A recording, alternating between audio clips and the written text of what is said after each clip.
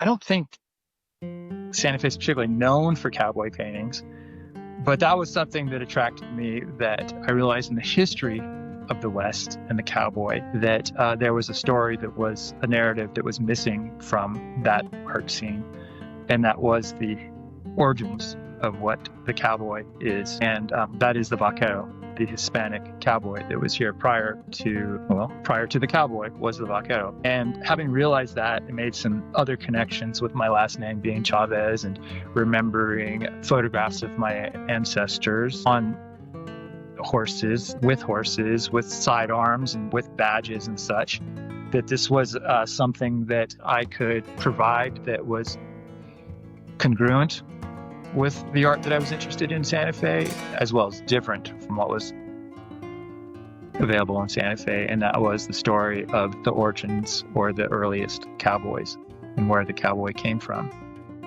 This is The Artful Painter, art lessons for artists, collectors, and people who love arts.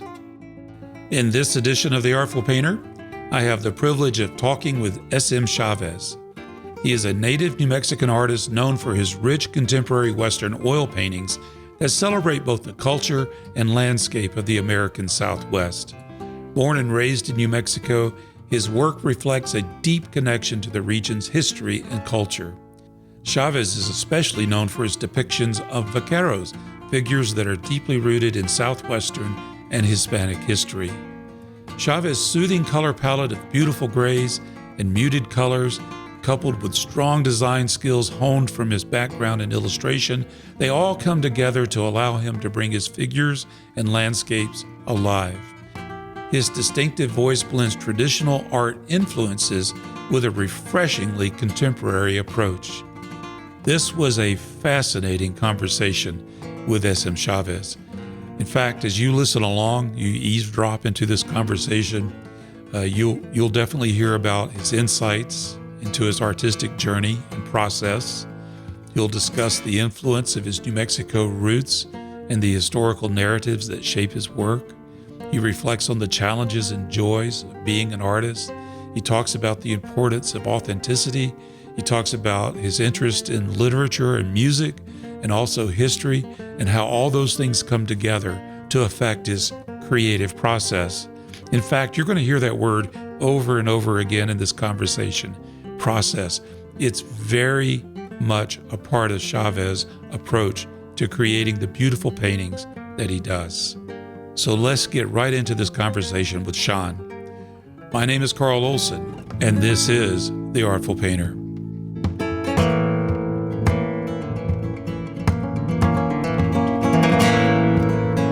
Well, I just got a text message, Sean. It says, "Can't wait to hear the Sean podcast. He is such a nice guy and definitely a rising star." That's from Susie Haugen. Oh, cool. That's very, very sweet. Yeah. I'll reach out to her later today for sure. Well, I enjoyed hearing their enthusiasm about your art. And I had seen it before. I had seen it on the cover of Western Art Collector. And I thought, wow, I do need to get you on this show. I'd like to talk to you and find out more about you and the process behind your art, your ideas behind the art. So really thank you for being on the show today.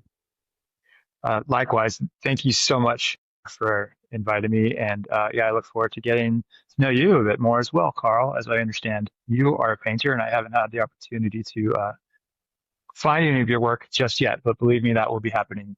You're based in Albuquerque, is that right? Or Yes. Yeah, Albuquerque, New Mexico. Are you originally from New Mexico?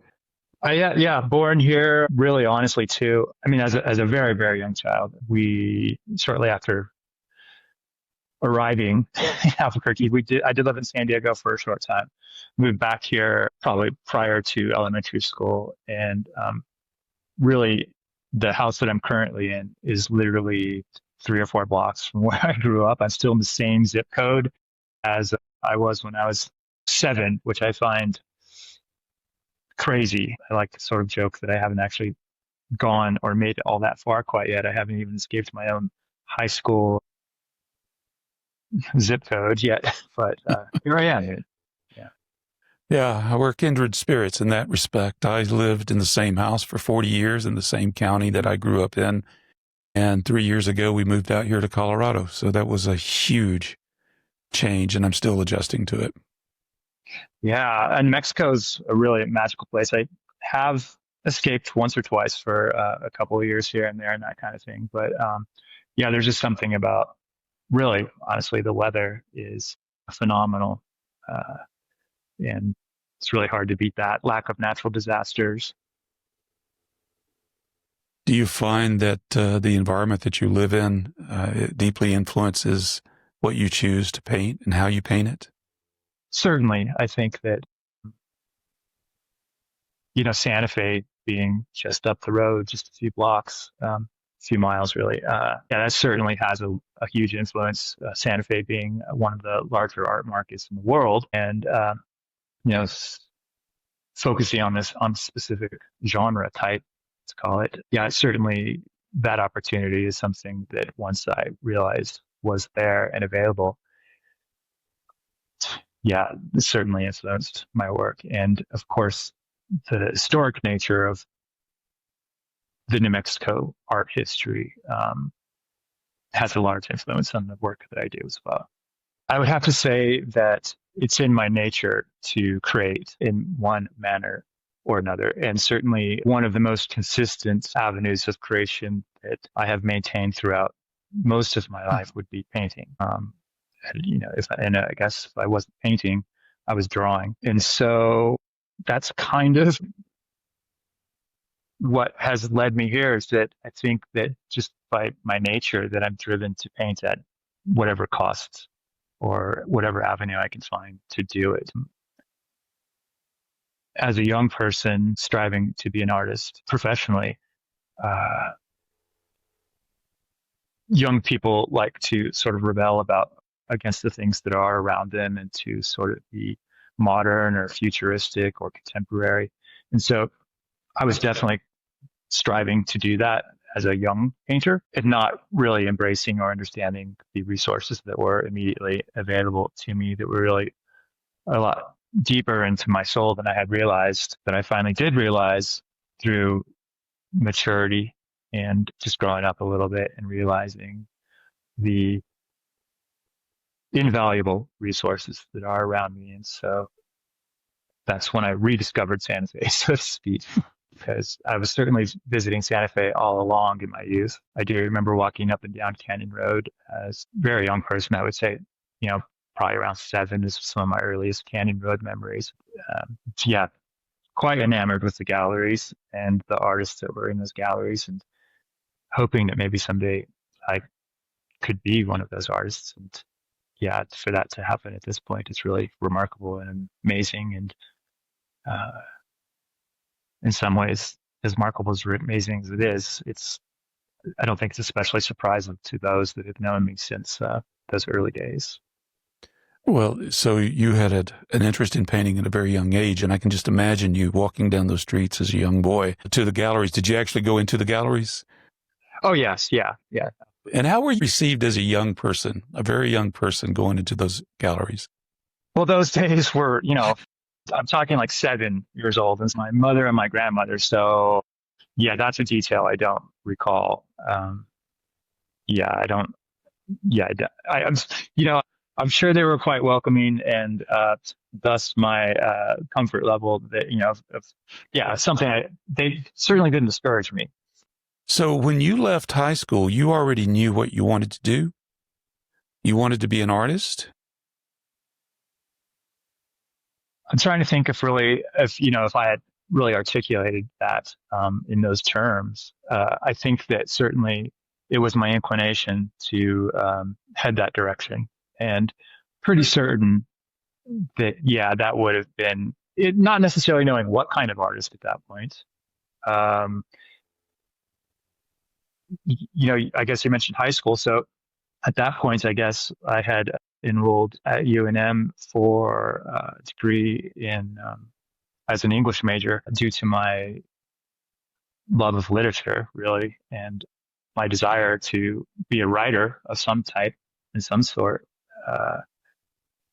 And so, yeah, the arts music is certainly a thing that I'll say struggle with because it kind of has gotten in the way of my art career a little bit. Uh, I know you as a bass player relate to, or you mentioned you were a bass player, right? No, I don't play anything. I play keyboards. I doodle on keyboards. I have a dear friend that's a bass player. His name is Patrick O'Hearn. He used to play with Frank Zappa and those guys, Missing Nice. Persons and all that. Yeah. Having listened to your podcast, I'm surprised to hear that you don't play music more because you certainly have a deep appreciation for it. It seems like a topic over the course of several podcasts that I've listened of yours that music comes up consistently, and I think that the bookends of your music choices during the interviews I found quite interesting and indicative of a musician yourself. So that surprises me. I think you've got one in you somewhere, I'm sure. Well, it's one of those things I do have an interest in, but what I play the most effectively is the radio knob. Unfortunately, that's as far as it got. I did play in high school. I played the trumpet, and I thought I was going to be the next Herb Alpert, but I was taking lessons from a trumpeter in the Atlanta Symphony Orchestra, and one day I showed up at his house, and he looked at me and he said, "Carl, you have no talent." Oh my gosh. Yeah, it was devastating. I was crushed. I closed up my case. It was an Effie Olds trumpet, and I wish I hadn't have done it. But see, when you're young, when you're 16, 17 years old, you tend to kind of react rashly, especially to something like that. So I closed up the case, took it home. I went to a music store and sold it. I sold the trumpet. I never played it again. And I was so discouraged by this guy telling me, "You have no talent." Now, there may have been a degree of truth in that. I probably would have never, ever had the skill to play in the Atlanta Symphony Orchestra, nor was that my desire, So, I try to be real careful when I'm talking to others about encouraging them to try things. Because I know how it feels to be told that you have no talent. Yeah, that's an unfortunate story that happened to you. But, sometimes I like to call it a Thanksgiving for every wrong move. And, I don't know how you feel about where you are now in life and such. And sometimes some of those wrong moves, they actually take us to some of the places where we could be most grateful for just because, life just takes you on this riverboat ride. And sometimes you're not quite sure where you expect to end up, but wherever it is that you end up, ends up being a beautiful place anyway. That's crazy that your instructor said that to you, though. But on that note, I would say it's never too late to try the trumpet again. It's never too late to start picking up a pencil to draw. It's never too late to become a painter. And I think as long as you're having a good time and you're enjoying yourself, whether you choose to share your art and your process with others, that's up to you. I think really, as long as it brings you joy, and even if you are not the best trumpet player, because if it's bringing you joy, it's definitely worth the efforts. Yeah. Well, I probably won't take that up again, but I did take up painting after I closed down my business. I said, well, it's time for a change, and I don't need to make money doing the art. So I don't have that pressure. I think that a younger person has when they want to make a career out of the arts. And I think that's a beautiful thing for them to try. And I know it's a struggle sometimes for people. Absolutely. Yeah. Trying it definitely, I have this agreement with my gallery in Santa Fe, that I'm not involved in any of the pricing or any of the negotiations for the prices of how much a painting costs. And that takes so much pressure off of me in terms of trying to make a painting. Because I would hate to be there thinking and worrying about how much this painting, is costing me or how much its value is, and the pressure of, having to sell that and such. Instead, I just get to paint. And I think, the pressure of having to ultimately feed yourself off of, through this paint can be challenging and discouraging and distracting at a minimum. And luckily, I'm in a pretty fortunate situation where, for the most part, I just get to paint and focus on that. That's beautiful. I think that's great. Yeah, as a young person, and I experienced that too. I did, because I call this my second painting career. because Your there was second. a, yeah, well, yeah, I explained that by, I guess that would be after high school, freshman, sophomore year of college and such, trying to make a painting career, really trying to make a painting culture, even with the friends around me and such like that, and really trying to make it as an artist, 20, 21 years old, I found out was very, very, very challenging. Both just because of the fact that I didn't have the maturity or the world experience, nor really necessarily the artistic experience. So eventually, once I realized how hard it was for a young person to be an artist, or how hard it was for anybody to be an artist, I did enroll in a graphic art and design school that got me a degree in graphic arts, which was at that time close enough to being an artist that it pacified me for a number of years, on a daily basis, working on design, color, and printing and such like that, which taught me a lot about how to actually be an artist. And that includes actually running a business behind the scenes. So that was a good investment in time. It was. Yeah, we'll say it was for sure, for sure. So you went from literature to graphic design, though. At some point, you made a mental shift there. How did that come about? Yeah, that's curious. I'm not sure, to tell you the truth. I mean, I've always painted. I've always drawn. I think it was just my interest in literature that caused me at that time to want to be a writer. Um, I still do have a stack of stories and the beginnings of a novel or two, a novella that I do peruse through every now and then. But I promise myself at some point I will pick up and polish up and finish some things up.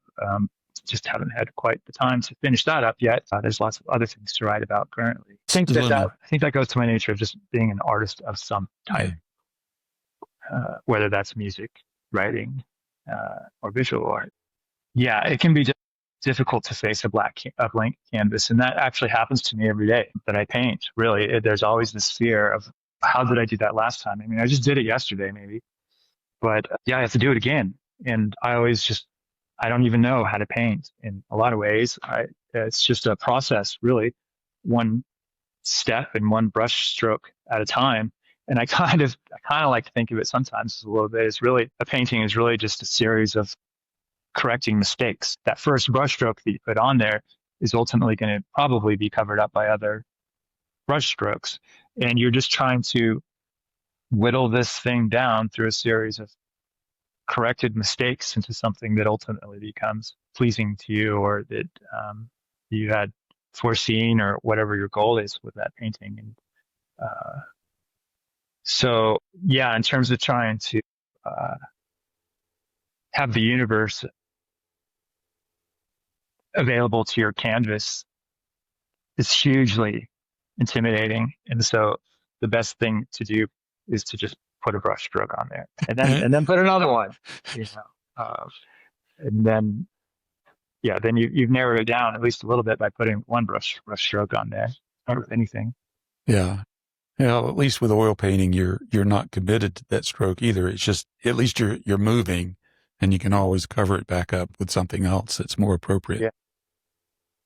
So with the blank canvas, I think the challenge I face is not that I'm afraid of the white surface. It's what I'm afraid of.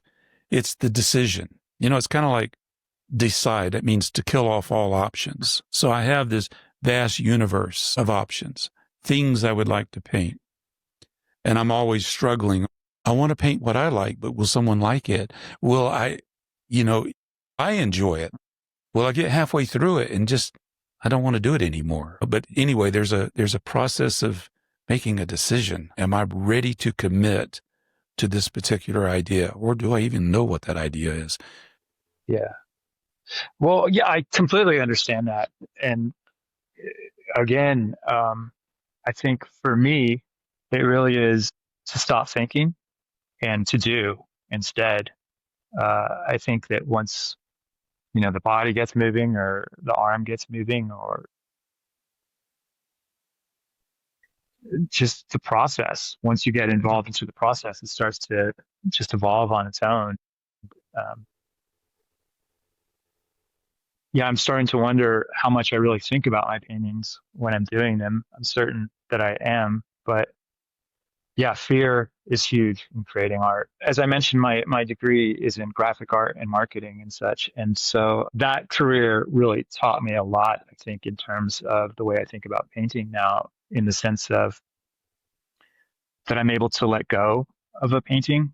In graphic art and commercial art, let's say um, a company's branding plan or guidelines, including things like a logo that you've created, the colors that you've chosen for that brand, get released out into the wild. They get, you spend weeks and months creating this identity, only to release it to a bunch of amateurs, let's call them, inside the company, that suddenly start changing the color of the logo or using it strangely on a billboard that didn't intend, or combining it, um, concepts that are outside of that vision that you had for that company. And so I've managed to really have a separation from, I guess, that end product and the judgment on that product. That isn't for me. I've done the work that I needed to do up to that point of releasing it into the wild. And, I keep coming back to this word process. I think that I'm really a little bit deeper into that workflow than I realized. These are the things we discover through conversations on one-on-one.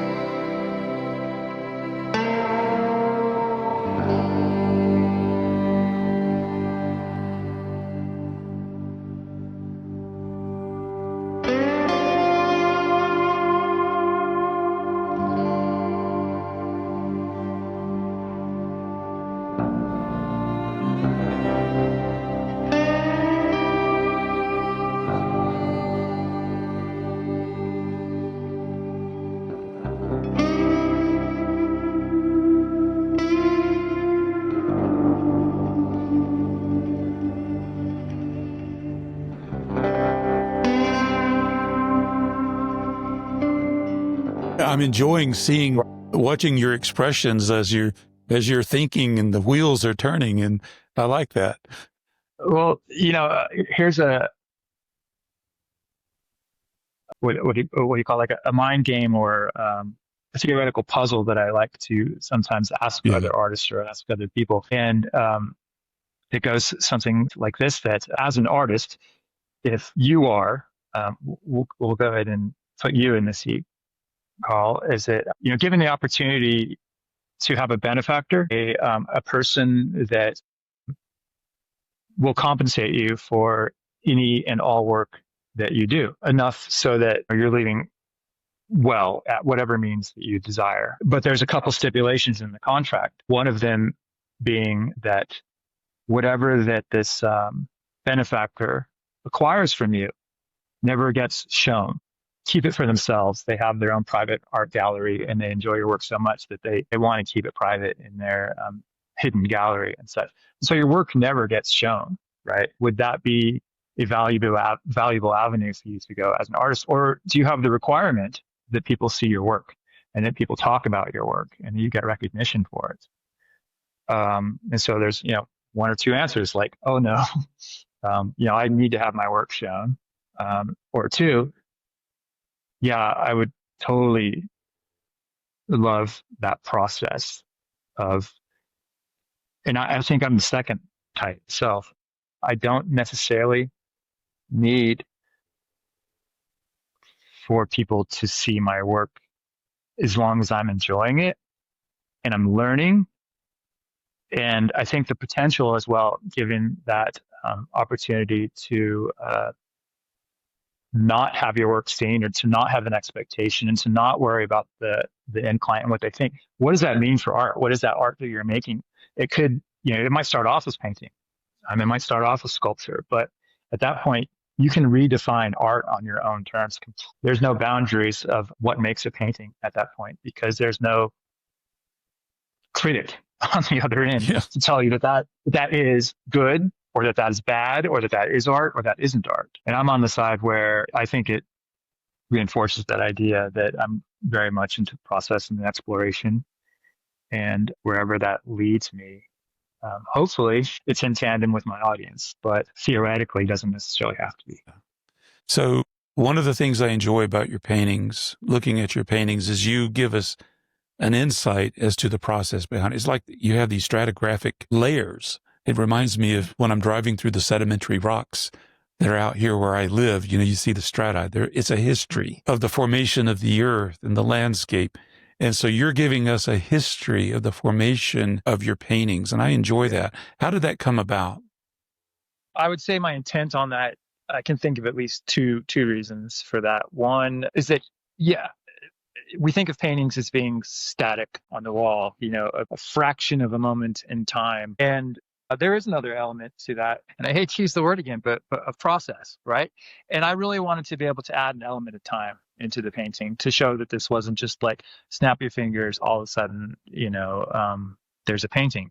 I do enjoy having, if you look at my paintings, I'm certain you can see pencil marks, the first pencil marks that are made onto the canvas. You can see my ground color, and the various layers building up onto that. And I'll leave the pencil marks on the final piece. I'm sure that that probably offends some people, maybe some artists more than others, but I enjoy playing with the illusion of what it takes to make a successful painting. I get a kick out of people standing, 10 feet, 8 feet away from a painting, which I think has been documented as the appropriate distance to look at paintings. And you get up close to it and you realize, wait a second, this isn't done actually, where when you get close to it, you see all this abstraction and all this obscure mark making. You step back, 10 feet again, and all of a sudden it comes back together. And so I do enjoy the illusion of the trick of the eye, really, and to convince your eye is convinced that this is a really finished, refined, tight painting with all this detail. And when you get closer to it, you realize there's pencil marks on this thing still. Another reason why I like to do it that way too is to be able to read that story, to be able to read how a painting is made. And my love of art goes so deep that I want everybody to be an artist. I want everybody to paint. And so I want to be able to provide an excuse for them to say, hey, I can do that too, because I can read this painting and I can see the process that SMC has put behind this painting. And if I just kind of follow this process and make my own adjustments along the way or whatever I think that need to be done, I'm like, have at it. Everybody should be an artist and everybody should have the opportunity, if they want, to paint or sculpt or whatever it is. And my pulpit just happens to be painting currently. So I like expressing the fact that my paintings are not overly complex and anybody else can really do it if they just give it a shot.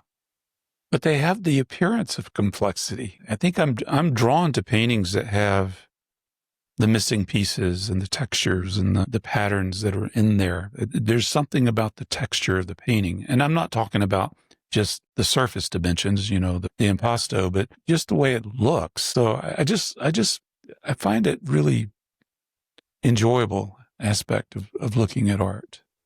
Yeah, I think what you're referring to in part of my paintings too is there's an element of distress, and that's intentional, just to provide some abstraction on my own, for my own aesthetic, and also to really kind of emulate that sense of what the rugged and roughness of the West and what that is.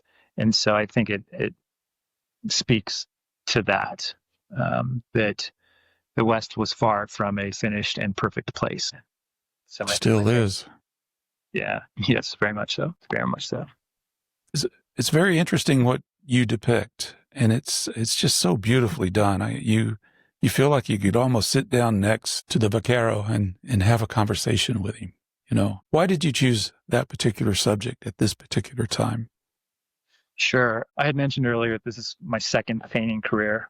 My first one, just being a little bit too naive and young to be able to pull that off. Went to school, was pacified with a career in marketing and graphic design, doing art on my own all along the way, but doing commercial art, teaching me what it is to actually run a business and such, knowing in that career that absolutely I would get back to pursuing art on my own terms eventually. As I realized that date was starting to approach, that's when I seriously got my toolkit, my paints and sets together and started painting plein air, just to kind of, get loosened up into painting and figuring out what the heck I'm going to do, and to just get used to the science of what painting is, that is mixing color and textures and materials together in a pleasing way. Hopefully during that intense period of plein air painting, I was researching where I would want to be when it came to my gallery. I realized how valuable Santa Fe was, particularly to New Mexico and the Southwest, and kind of the art that is involved with that. On my explorations of Santa Fe and Santa Fe galleries, loving all along since a young child the Taos founders and the Taos Society of Artists. So I was attracted to those galleries, and walking through those galleries and sort of documenting both on paper and in my mind about what was already in those galleries, about how I could differentiate myself within those galleries and also fit in with those galleries. And what I realized was that I needed to be authentic, and that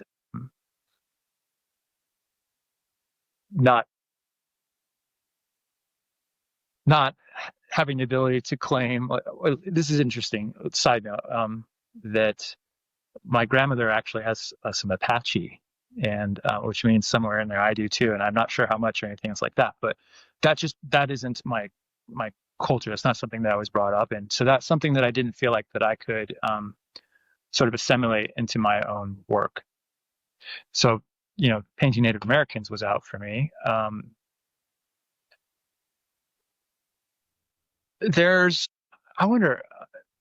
don't think Santa Fe is particularly known for cowboy paintings, but that was something that attracted me, that I realized in the history of the West and the cowboy, that there was a story, that was a narrative that was missing from that art scene. And that was the origins of what the cowboy is. And that is the vaquero, the Hispanic cowboy that was here prior to the cowboy was the vaquero. And having realized that, it made some other connections with my last name being Chavez, and remembering photographs of my ancestors on horses, with sidearms and with badges and such, that this was something that I could provide that was congruent with the art that I was interested in Santa Fe, as well as different from what was available in Santa Fe. And that was the story of the origins, or the earliest cowboys, and where the cowboy came from. Yeah, once I realized that, I've figured out, I realized that's where my potential niche was. And luckily, collectors and galleries responded with a lot of enthusiasm behind that concept and that angle. So that's kind of how I ended up painting, learning, researching, and then ultimately painting the Vaquero as one of my main subjects that I'm currently known for. Well, they're beautifully done. I don't know. I think it's a great part of history that I have to admit I'm woefully ignorant of. When I moved to the Southwest, I immediately started trying to buy books. I love to read. And I would try to find books by local authors in this area. And just, what was it like? What was it like when the Ute Indians used to live here? But anyway, I've gone off on a great tangent here. Not too far. I'll make a recommendation. Telling that you like. Oh, yeah. What are you reading? What can I read? Well, this is something I've purchased this book a few times and given it away to a few different people. But this is, it's called A Harvest of Reluctant Souls by Fray Alonso de Benavides. From 1630, actually, so quite early. Basically, the King of Spain sent a few of his subjects over here to New Mexico to find the city of gold. And it is a direct account. It's Fray Alonso's journal, basically, firsthand journal that he kept in 1630 on his explorations of New Mexico, encountering the different peoples that were already here, and his letters back and forth to the King of Spain. And it's really wonderful because of the fact that it's firsthand, right? It's not someone getting resources from here and there and trying to weave this tale together. This is actually a firsthand recollection of what happened. I've got to check that out. I'll put a link in the show notes for this one. Okay. Yeah. Thanks for that recommendation. There's a lot of, I'd love to read. And do you ever find that reading, you started off with a love of literature. Do you think the literature, reading great literature, had an influence on the way you approach painting today? I found the mindset that you have to be in a writer is so consuming that it is,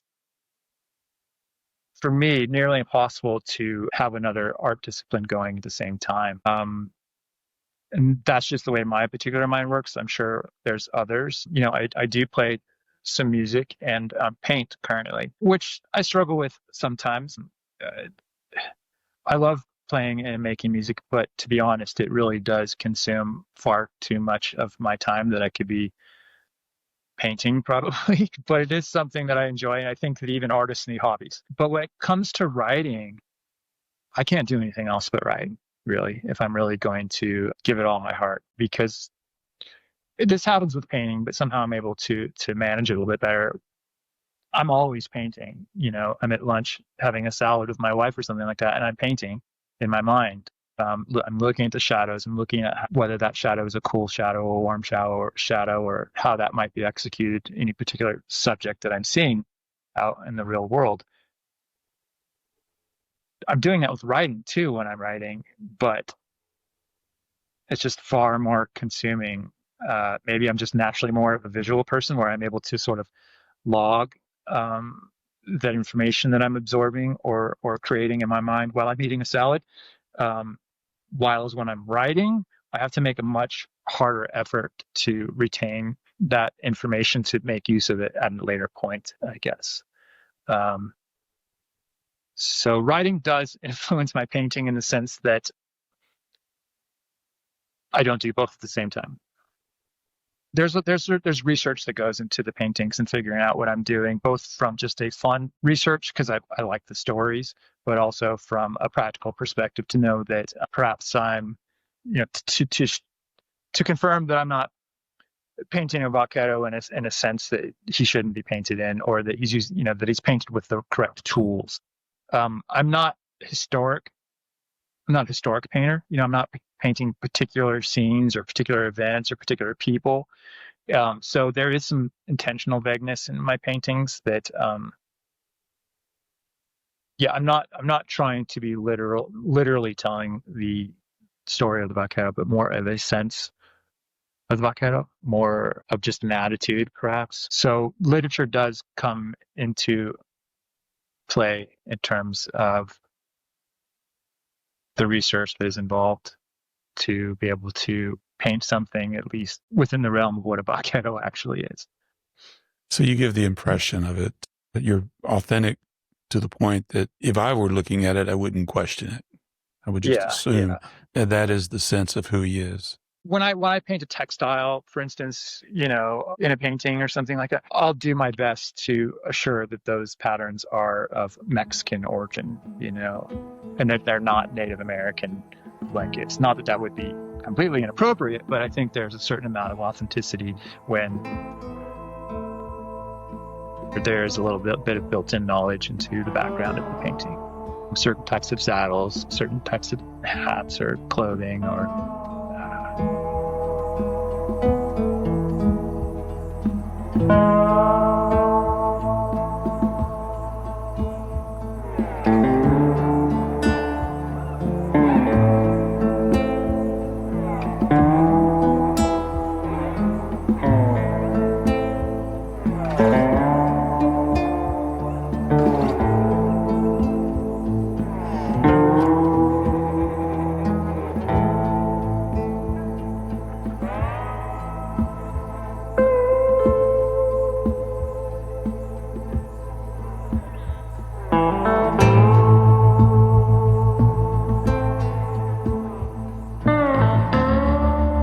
Do you use a model for your paintings, or are these from reference photos that you do? Yeah, for the most part, everything starts with a photograph.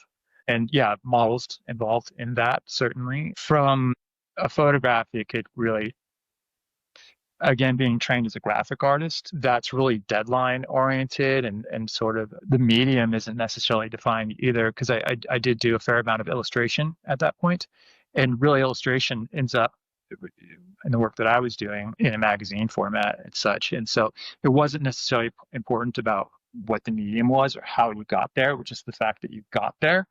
And so being trained as a graphic artist, I've naturally at this point used whatever resources are available to me. If that happens to be a photograph that's good to go at that point, great. If it's not, cut that photograph up, combine it with some other photographs, drawing, sketching over it, get some tracing paper out, trace the whole thing back over again. And if,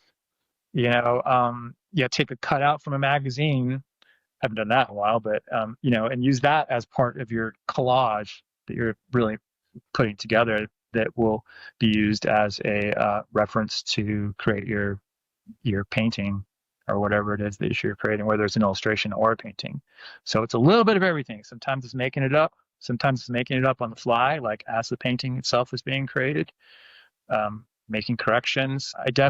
One of the habits I've been doing lately that has been proven quite valuable is when I get stuck in a painting, or I'm not quite sure what it needs next, or I'm afraid, fear has sunk in, I'll take a photograph of that painting in the studio, take that into Photoshop, and then start manipulating that painting that's only partially done in the studio, and kind of figure out some solutions in Photoshop and approach it from Photoshop at that point to finish the painting. I have a theoretical lecture that I've got a folder somewhere around here, titled something to the effect of, would John Singer Sargent use Photoshop? I think probably so. I don't know what that would mean for his ultimate end to his artwork, but I think that as technology evolves, there's plenty of reasons for artists to embrace those things rather than try to shun them or to go against that grain. Frederick Remington the camera is very involved in, the essence of what Frederick Remington is. You can see in some of the nocturnes, for instance, the way that those are lit. I'm almost certain that, there was a photograph used, or, because the light sources, it's almost as if there's a pair of car lights shining onto the subject in the night, that I feel like that was probably a photographic situation that occurred there in order to get that. Well, having come from a technology background, I don't have any problem using technology. It's a tool, and it's amazing what can be done. I will give it a caveat, though, that I think that you can't rely on the technology. No, as long as you have the foundations, to be able to do without the photography or without the technology if you need to. But if the technology is available to you and you've already done your homework and you can get there without the technology already, then it's okay to use the technology at that point, I think, in order to speed up a certain part of the process, or to focus on certain aspects that you want to develop further than you otherwise would be provided the time to without technology. Yeah. There's a balance in all of this, right? Yeah. I'm not I appreciate digital art, but it's not what I want. I want the analog, the tangible, the thing that I can touch. A few weeks ago, I was in Jackson. I went to the Wildlife Art Museum, and I was the only person in there. Well, I think there was one other guy that came in. It was a very slow day. That's the best time to go to a museum, to me, because I could just linger over things without being afraid that I'm interfering. And I'm looking at a Thomas Moran painting. It's beautiful. Thomas Moran. And I get right up close and I'm looking, and there is a brush hair. Oh, yeah. In the painting. And I thought, that is so amazing. I took a picture of it. Yeah. I'm going to have to post that one day. But there's the artifact of the painter. You can't get that with digital. And I'm not knocking digital. It has its place. But that analog, that connection with Thomas Moran that I had that day was priceless to me. Absolutely. Do you think that he was aware of that error? I don't know. I mean, because so you see the water, it's a waterfall, a little, and the water's tumbling over a stream. So it's kind of in the direction of the splashes. And so I just wondered, did it just stay? And he just didn't see it? He never bothered to remove it. And I don't know that anybody else would have noticed it, but I was looking at that painting and there it is. I've got a picture of it. There is a brush hair in the painting. Yeah, it really connects you to the artist and that moment and the painting. Yeah, there's nothing like seeing the paintings firsthand, given the opportunity. Yeah, I mean, I don't know. I mean, yeah, the most obvious one to state that is always shocking unless you know what to expect when you get there is, seeing the Mona Lisa, in books growing up and such, or any Vermeer. In books, you'll in coffee table books, there'll be a Mona Lisa this big or a Vermeer this big. And in actual life, that Vermeer is actually, 5x7 or something like that. And nothing replaces seeing art firsthand to put it into context with everything else that you've ever experienced, really, right? The Mona Lisa's tiny-ish. The Vermeers I've seen are, I can't think of a big Vermeer that I've ever seen, honestly. Yeah, they're not big paintings. I've never seen them myself, and I haven't seen the Mona Lisa. Yeah, and that goes, with all of Moran's, man. Those are amazing. Certainly a huge inspiration. I know that that's not necessarily seen in my work and such, but yeah, definitely an inspiring artist. Scale is so interesting, right? Yeah, it is. I like big paintings, but not everybody has room to hang a big painting on their walls. But I'd sure like a big painting. But I like small ones too. I was at that same exhibit. I spent a lot of time, much to my wife's chagrin. The Carl Rungius exhibit is magnificent. And there was roughly 30 different paintings, probably no bigger than 9x12. His outdoor paintings, his studies. To see his studies, just these gestures, these weren't done for a quote unquote plein air competition. He did this for himself to inform his paintings. But you still sense the sheer joy of just being able to lay down a brushstroke without judgment. Right? That's the key, right? That's the key. That is the key. I lived in Boston for a bit, and I'm a big fan of John Singer Sargent. Yeah. And so every opportunity, literally, that I got that wasn't, trying to survive as a young person, I guess, was spent at the museum or the library in Boston. And so I got to quite familiar with his work and some more obscure stuff, including he painted the ceiling of the Boston Library. And so these are some very refined and very highly respected international paintings. But in coat closets around the library that I managed to get access to were sketches of what he was planning to do on the ceiling and such. And that was just amazing to me that they were like 3 foot by 5 foot sketches because they were going to be on the ceiling, right? So they were quite large, but they were just kind of considered so, unimportant, I guess, or not as important as the ceiling, I suppose, but super important to me that they were actually being stored in coat closets around the Boston Museum. These sketches that John Singer Sargent had done in oil paint. Crazy. They would be on your living room wall. Yes. If I had it. Wow. Well, you know what? You're on some impressive walls too. Pretty West. You got Coors. Are you in Coors? That's coming up? Yep. Yeah. So Coors is coming up. in January here in just a little bit. I think that's January 7 and 8. Yeah. Followed up by Western Horizons, which is in combination with the Scottsdale Museum of the West.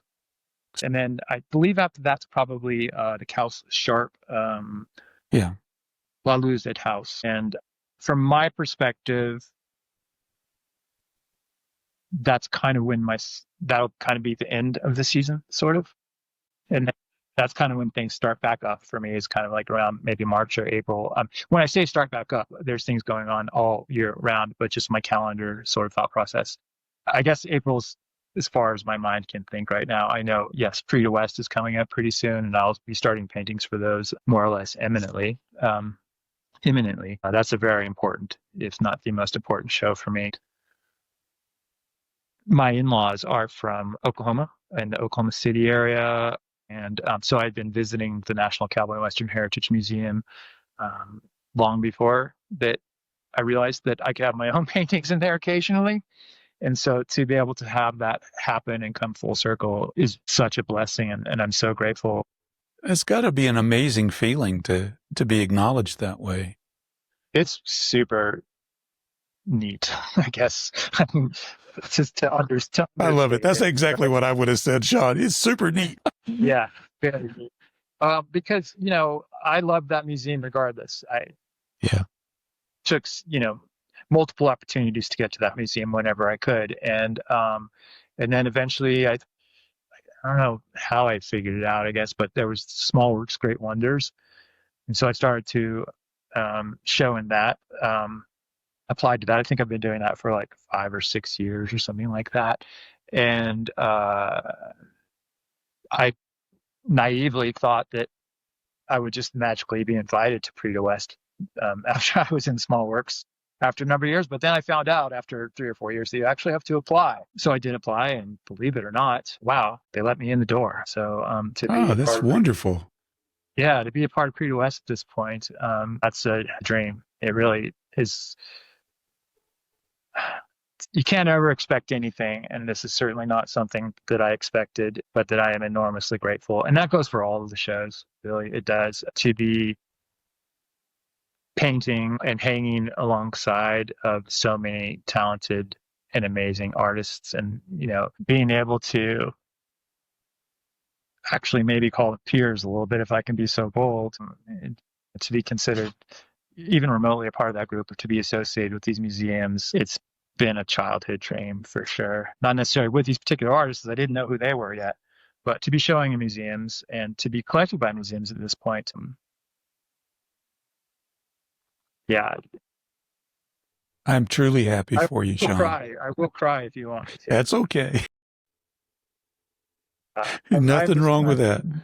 I'm so grateful and so blessed and lucky to,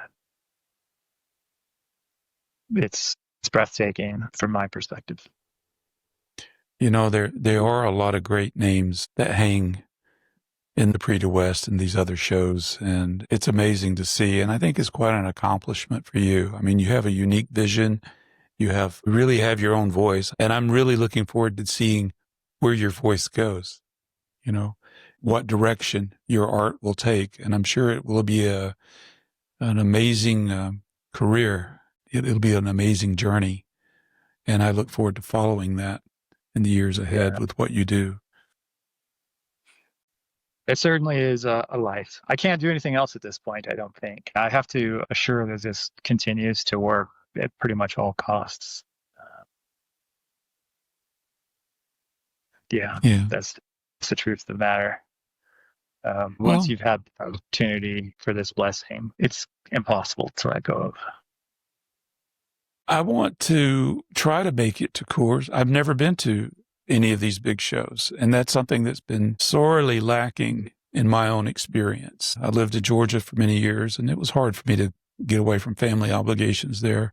And now that I live in Colorado, it's taken a while to get to a point where I can go, but I'd like to go to Coors. I live on the western slope, so getting to the Front Range can be problematic with weather.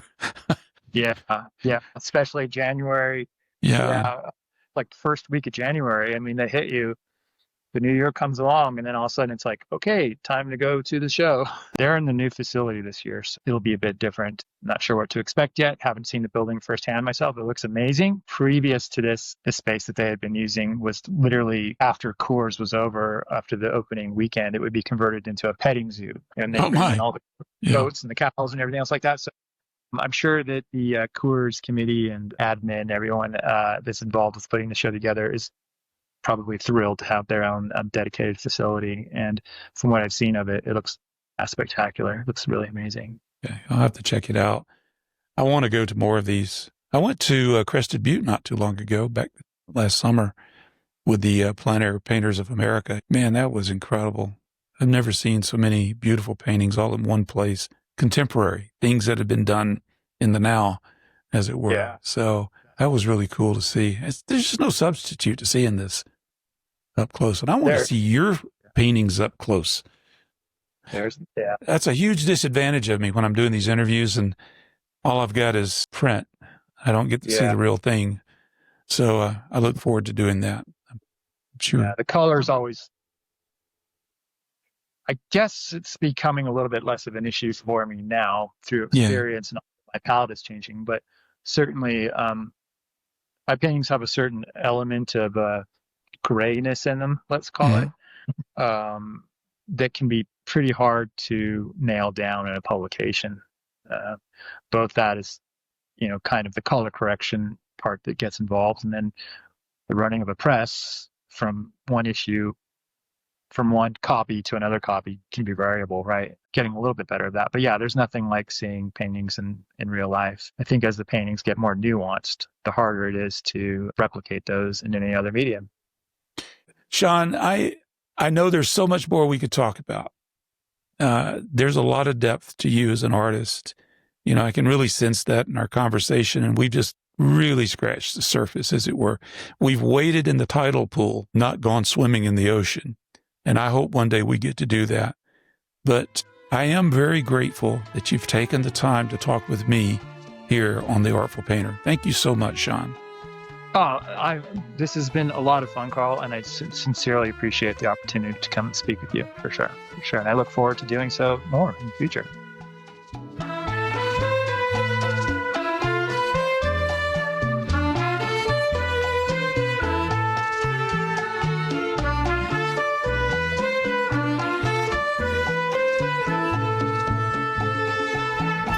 I certainly enjoyed that fascinating and inspiring conversation with Western artist S.M. Chavez. To learn more about Sean, please visit his website at paintingsofthewest.com. That's paintingsofthewest.com. You can also visit him on Instagram at S.M. Chavez Art. And finally, I'd like to close out this edition of The Artful Painter by returning to something that S.M. Chavez talked about. The vaquero. When I was growing up, much of my impression of what it meant to be a cowboy was defined by Hollywood. The history of the West is much more vibrant than that of the white cowboy riding off into the sunset to save the day. But that's what I grew up with. And there's nothing wrong with that. That's part of the culture. But there's other cultures that are just as vital, just as important. And it's great to take it into consideration, their contribution to the culture of the West. I was fascinated by Chavez's reference of the vaquero, and so that, after I had that conversation with him, I went on this long rabbit hole research project looking into the origins of the vaquero, and in doing so, I stumbled across a couple of things. First, English speakers often tried to adapt Spanish words and phrases by phonetically sounding out the Spanish word. Of course, doing so resulted in a bit of an odd lilt or an odd pronunciation.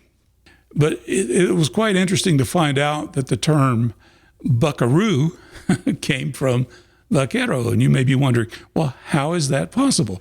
They don't necessarily sound the same. Well, in a way they do, okay? So, for example, when the early English speakers were listening at the Spanish word vaquero.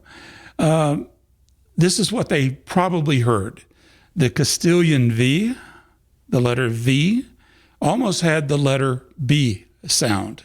So you have vaquero, buckaroo, okay? So buckaroo became especially common in the western U.S. outside of Texas, while cowboy dominated in Texas and the Great Plains. So buckaroo is essentially an English pronunciation of a Spanish word, reflecting the deep Spanish and Mexican influence on ranching culture in the American West. And of course, that led to a surprising statistic. 1 in 4 cowboys, for example, were black. Hollywood revisionist history had almost totally erased that. But because of segregation, there was a small industry of filmmakers outside of Hollywood, or maybe they were part of Hollywood, I don't know. But there was a whole subgenre of filmmaking. They were called race films, which is unfortunate, but that's what they were. They were race films. It was because of segregation. So these movies would be produced with an all-black cast. And one such genre was the Westerns. And among the Westerns, there was a movie that was produced in 1939 that I stumbled across. It is called The Bronze Buckaroo, and it's now in the public domain. Now, this Western movie starred Herb Jeffries. Now, he identified as black, though in later years he admitted he was mixed race. However, that did not stop Herb Jeffries from closely identifying with black heritage in those days. So he got involved in producing these Western movies. And the Bronze Buckaroo is a fantastic movie. I've really enjoyed watching it. It's about an hour long, but it's an all-black cast, and it's really well done. 1939. You have to check it out. There are several versions of this movie out on YouTube. I'll provide a link to one of those. But what Jeffries did was amazing. He challenged racial stereotypes. He expanded black and brown representation in Western movies, and he created a positive, heroic black Western figure decades before mainstream Hollywood would do that. Now, before he got into films, Jeffries was a successful jazz and pop singer, and boy, he is a really good singer. His music is really nice.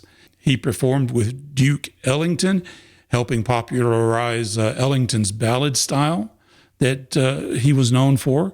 He later reinvented himself as a romantic balladeer in the 1950s and 1960s.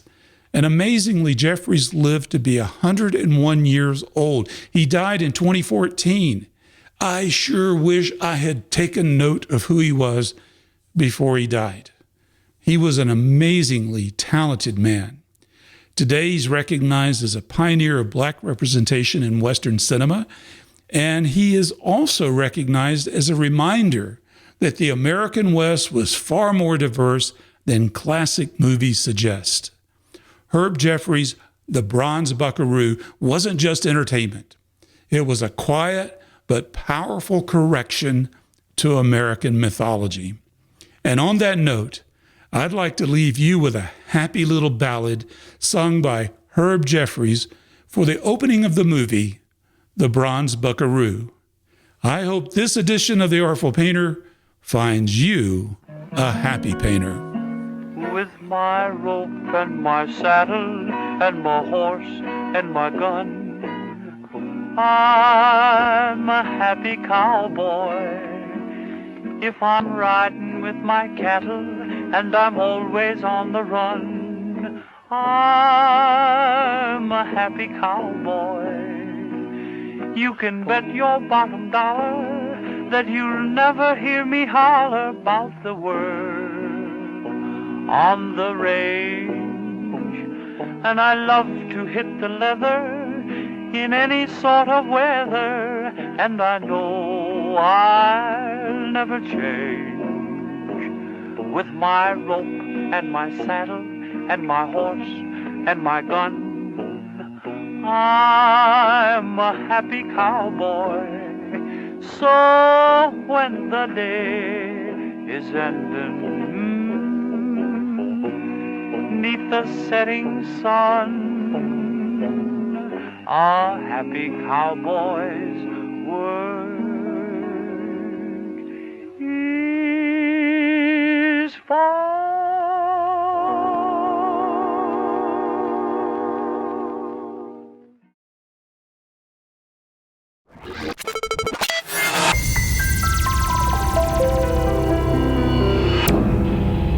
And we're getting a picture on the TV.